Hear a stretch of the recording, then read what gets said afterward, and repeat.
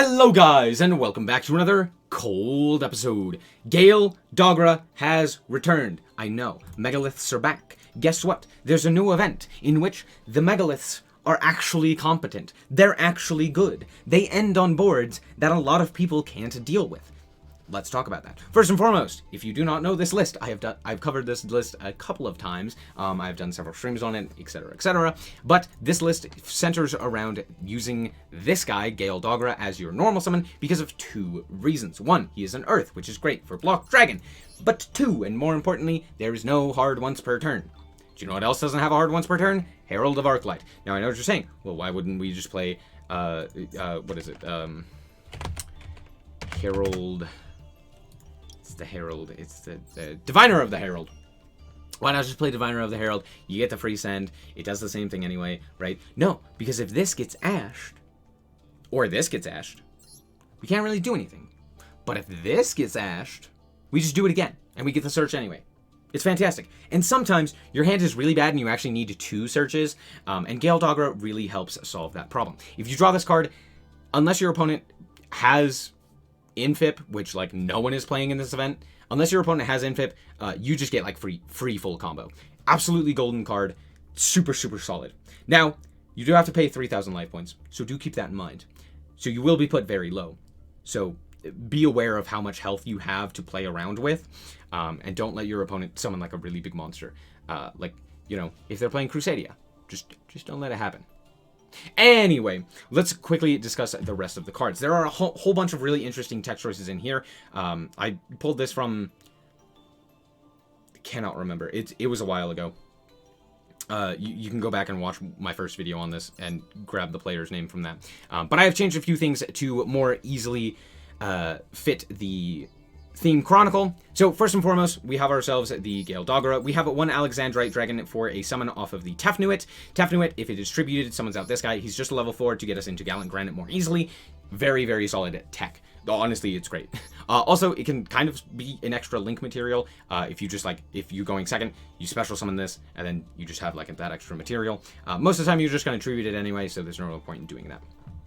We have 2 Maxi and 3 Ash Blossom. Maxi just never resolves anyway, so who cares? We have the triple Ash Blossom because Maxi kills us, but we also don't want to be playing things like Called By or what have you because they're kind of bricks, whereas Maxi is at least a monster that we could potentially normal summon. Now, normally, we would be playing the Adamancipator monster to search off of, or the Adamancipator Researcher to search off of the Block Dragon, but instead we're playing Gigantes because, 1, Baron is banned, but 2, so is Researcher.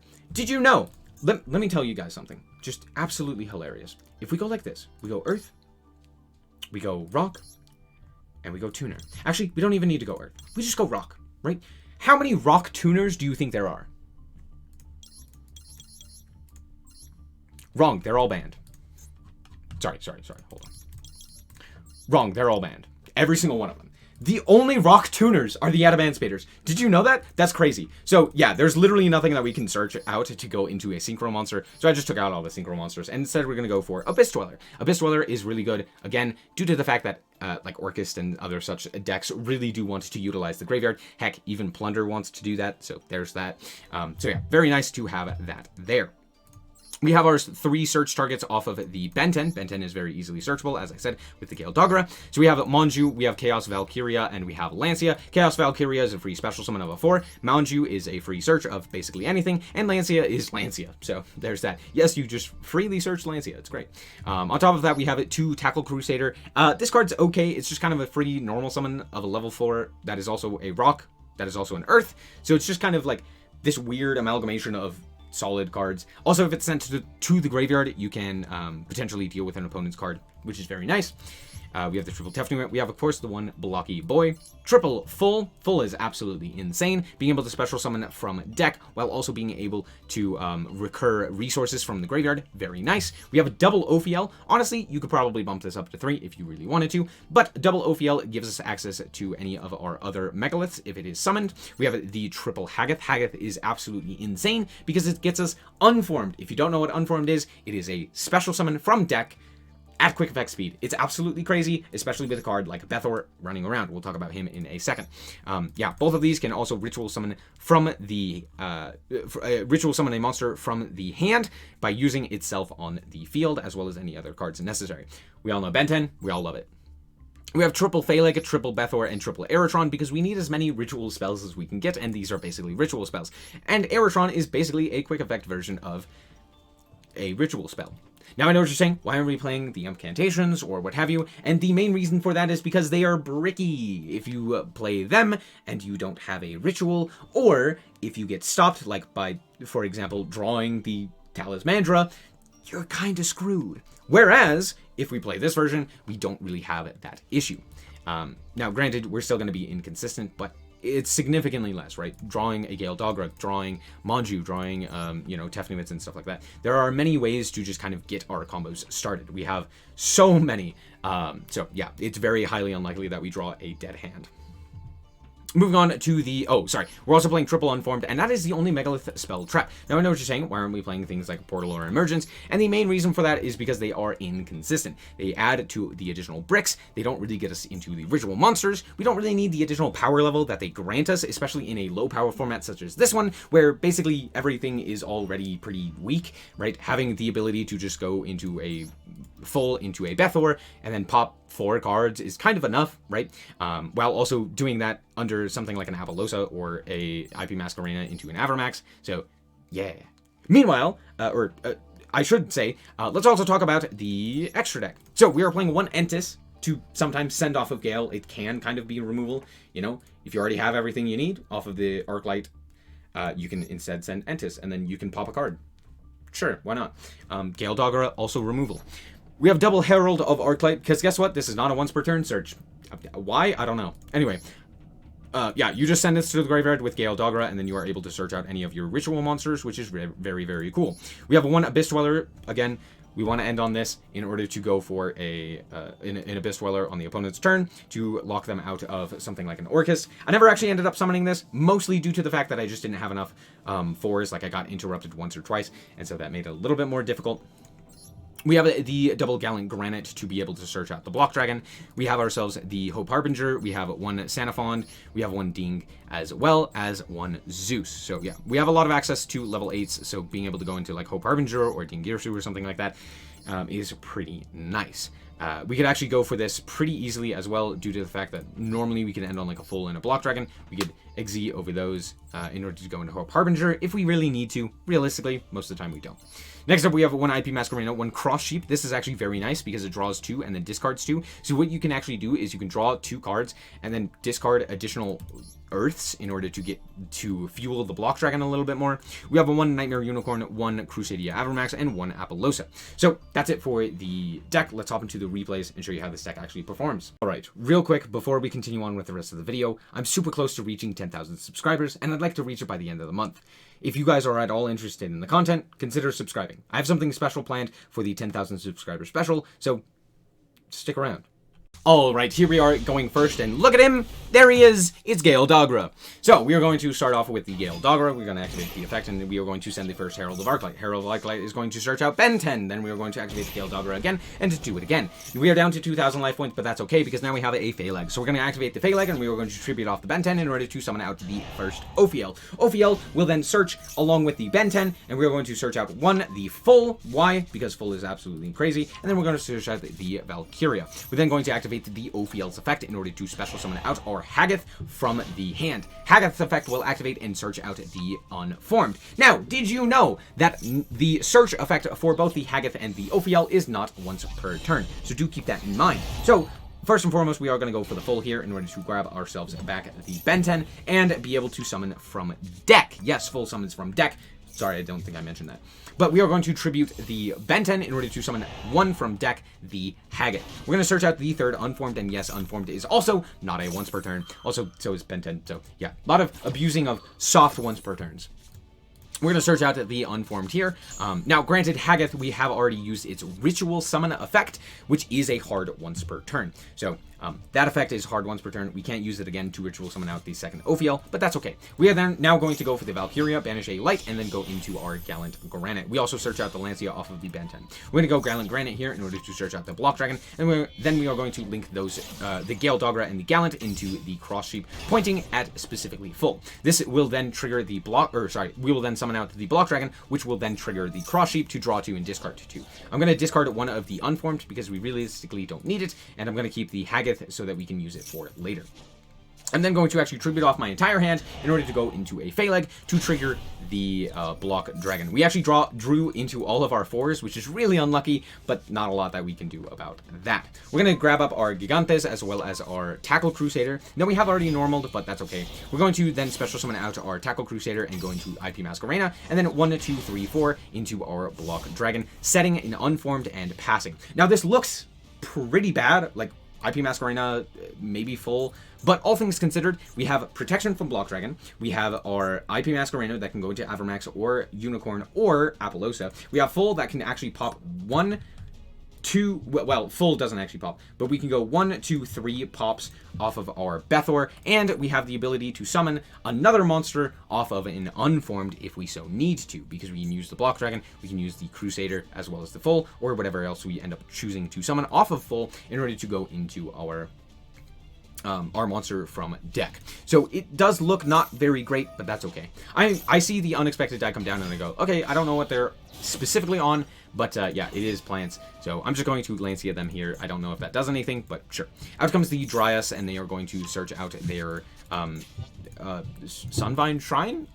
Sure. Anyway, out comes the Sowing. Okay, that's kind of what I expected. Out comes Sunseed Twin, and I'm like, okay, just trying to get them to get as many monsters onto the field as possible. I see the 4 monsters, and I go, okay, this should be pretty good. Also, this card specifically allows special summons the Lokai back, but if the Lokai leaves the field, it gets banished, so I'm like, okay, that's actually great for me, because what we can do here is we can go and activate the effect of the full, we can banish, or tribute off the Block Dragon in order to go for the Bethor. Then we can actually chain block here, and we can chain block the Block Dragon Search with the Bethor effect to pop 1, 2, and 3. Since we have 3 ritual monsters with different names in our graveyard, we now get to pop 1, 2, and 3. And notably, this card, if a Sun Avalon Link monster is leaves the field, it destroys itself. So I'm actually going to just straight up wipe the field while also searching the Aeratron. And I know what you're saying, why are we searching the Aeratron? One, we don't really have any other good search targets. We could search like Double Full and Tackle Crusader, which is just not worth it.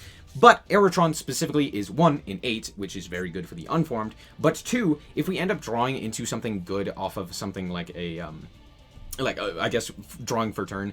This is actually a quick effect of Ritual as well from hand. So if we draw into something like a Bethor, we could actually use this, tribute off the Bethor, and then do another Bethor at quick effect speed during the main phase. So that's very nice. They're going to pop themselves and then go for the Lily Borea. Lily Borea is then going to... I guess the Lokai didn't get banished. Anyway, doesn't really matter. They're going to go for the Lily Borea to search out the Disc Coliseum. Disc Coliseum is going to search out the Reaper, and then Reaper is going to special summon it using the Lily Borea, and then they realize, oh, that's a hard once per turn. Unlike my cards that aren't hard once per turns, they are in fact. So they just concede there, realizing we can still go for the Avermax. We still have the Unformed in hand. We still have the ability to go for like a big old Phaleg. We could even make an Apollosa and make it really big with a Phaleg. So there's that. We have a lot of options available to us, even though it doesn't look like we have much. So yeah, good game. All right, here we are once again going first, and this hand is, it's not great, but it's not bad. So we're going to start off with a Bethor in order to go into an Ophiel. We do have to tribute off the Ophiel in order to do that, so we're going to go for the first one. We're going to go Ophiel to search out the Haggith. Haggith will then be special summoned off of the Ophiel, and we will special summon it out to search out our Unformed. So yeah.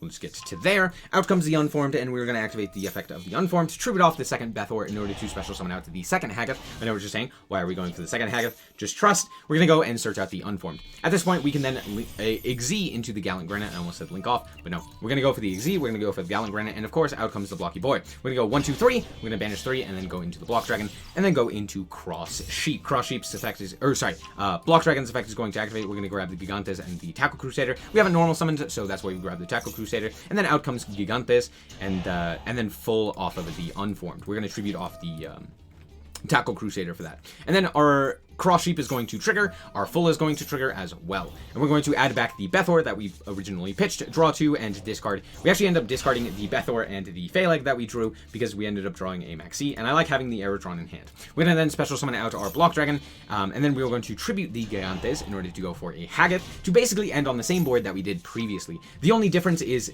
instead we don't have a Lancia, we have a Maxi, and instead we have a level 8 full. That's like the only difference. So we're going to go for the IP Masquerena. I do value having IP Masquerena a little bit more than having something like a rank 8, like for example Ding or Xenophon or Hope Harbinger or something like that, because it does put the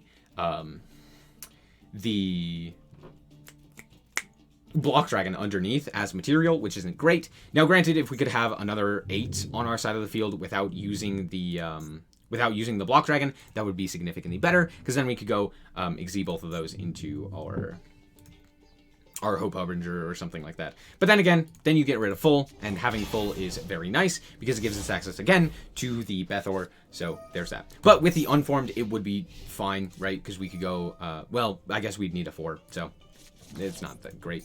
I just dropped the Maxi, and then they go for Pot of Extravagance into 2 Table of Content. So this is actually a very weird deck, but I'll explain it in a second.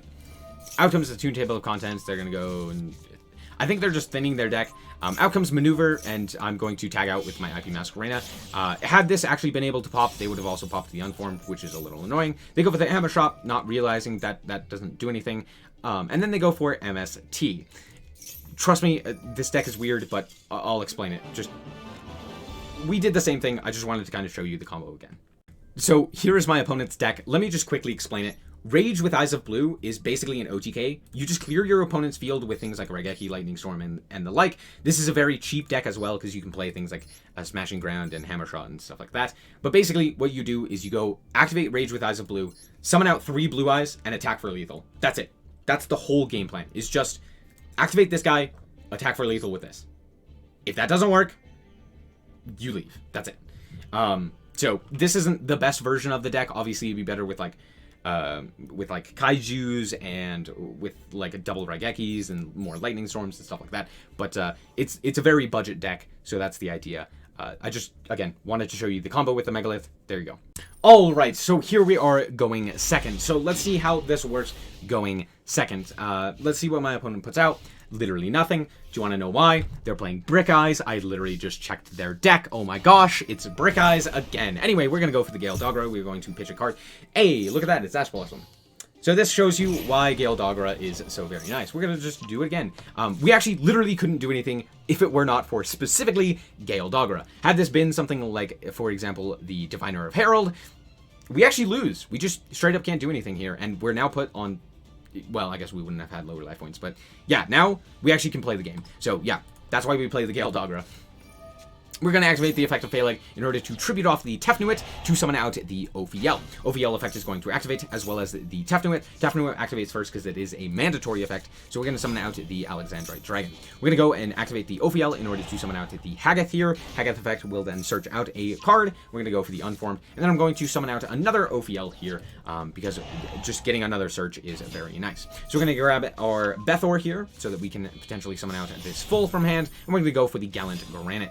Gallant Granite is going to activate its effect in order to search out, of course, Block Dragon, and then we will special summon out the Block Dragon and link off the 2 of our monsters into Cross Sheep. We're then going to activate the Block Dragon in order to search Gigantes as well as the Tackle Crusader. Then we're going to activate the Bethor here and tribute off the Tefnuit. Realistically, I should have gotten rid of the Gallant Granite because the Tefnuit can summon from grave, but it doesn't have a target because currently it is underneath the Gallant Granite. Doesn't really matter. We're going to go for the full here. We're going to activate the effect to attach the Bethor, and at this point, my opponent is thinking, okay, this game is over, and they concede. Yeah, this just kind of shows you, like, some of the things that Gale Dogra and some of the other lines. Yeah, just, there you go. Alright, so those weren't exactly the best of replays, but honestly, it's an event. So many people are just going to scoop as soon as things get overcomplicated or annoying, right? And Megalith does have a tendency to be long and complicated and not fun to watch.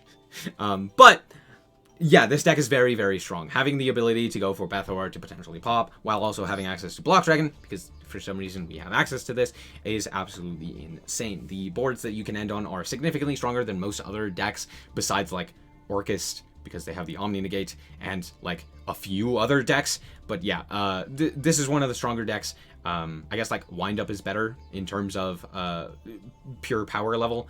But being able to, again, go for Bethor to pop a whole bunch of cards, while also utilizing the Block Dragon to then search follow-up as well, is very, very nice. On top of that, Aerotron can allow you to potentially play on your opponent's turn, which is very cool. For example, I have even done something where I go like Aerotron, pitching something like a Phaleg or a Bethor in order to summon out another Bethor, and then just popping 2 cards on the opponent's turn. That's a thing that you can just do because this is, in fact, a quick effect during the main phase. So that's cool. Yeah, just lots of cool things that you can do with this deck. And is this the best version? I don't know. You can play the incantations. I'm not a big fan of them. I think they're a little bit inconsistent. They lock you out of the extra deck. You just kind of have to, like, play around them a little bit too much. This version is very fun. I like the Gale Dogra. Yes, it does put you very low, so if something like Crusadia comes along, they really don't have to work that hard in order to OTK you. But it's not like they have to work hard anyway. They're playing Crusadia, so there's that. So yeah, anyway, that's going to be it for this episode. I hope that you guys did indeed enjoy it. If you did, a like is very much appreciated. And if you want to check out more content like this, as well as more Yu-Gi-Oh!, then just be sure to subscribe. Anyway, thank you guys so much for watching, and remember to always stay frosty. Bye-bye. Shout out to the Frost Guard, my members. Thank you guys so much for the support, and I hope you enjoy the content.